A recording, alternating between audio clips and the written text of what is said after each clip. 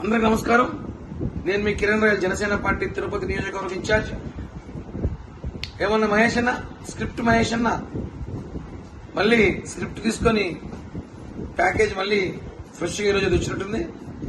అసలు నీ బాధ అర్థం కావట్లేదు. జనసేన ఉత్తర వెళ్ళిపోయావు, వైసీపీలోకి పోయావు, అక్కడ పోయి ఎలక్షన్ సమయంలో ప్రచారం చేసుకోకుండా ఇప్పుడు కూడా మా నాయకులు తిడితే నీకేమొస్తుందో అర్థం కావట్లేదు. ఇందాక పవన్ కళ్యాణ్ గారి ఆస్తుల గురించి మాట్లాడావు, ఆయన లావాదేవీల గురించి మాట్లాడావు.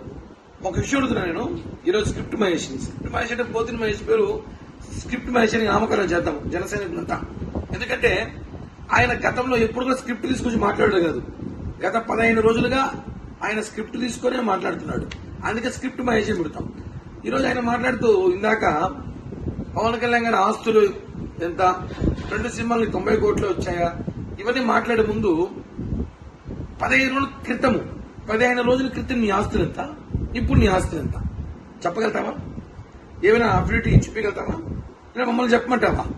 15 రోజుల క్రితం నీ అప్పులు ఎంత, ఈ 15 రోజుల్లో నీ ఆస్తులు ఎంత పెరిగిందో, ఎంత నీకు చేరిందో చెప్పగలరు.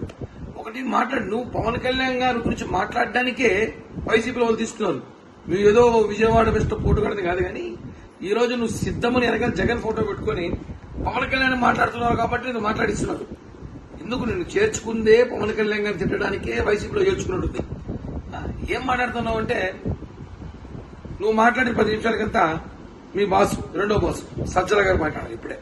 అది ఎందుకు ఇద్దరు సపరేట్ గా మాట్లాడటము?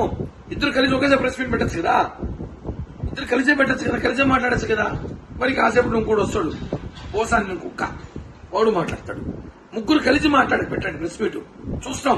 మీరు ముగ్గురు వచ్చినా 300 మంది వచ్చినా పవన్ కళ్యాణ్ గారు ఇంటర్వ్యూ కూడా మీరు తెచ్చేది. రాజకీయాల్లో ఉన్నత విలువల కోసం ఆయన పొత్తులు పెట్టుకున్నాడు.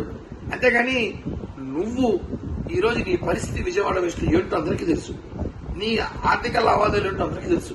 ఈరోజు మీరు మాట్లాడుతూ పవన్ కళ్యాణ్ గారు ఎక్కడ ఆస్తులు కొన్నారు, ఎక్కడ ల్యాండ్లు కొన్నారు చూపిమంటావు. చూపి, వెయిట్ చేస్తాం. నువ్వు ఏమన్నావు మేము కూడా చూపిస్తాం. నువ్వు ఎక్కడెక్కడ ఈ 15 రోజుల్లో తమరి ఒక స్టైల్ ఎలా మారిందో మాకు తెలుసు. కేవలం ఈ 15 రోజుల కోసమే, ఈ 18 రోజుల కోసమే నీ ఒక అవసరం వైఎస్ఆర్ కాంగ్రెస్ పార్టీకి. మే 13 సాయంత్రం కుక్కల చించిన ఇస్త్రీలాగా తమరు బతుకుంటుందని తెలుసుకోండి.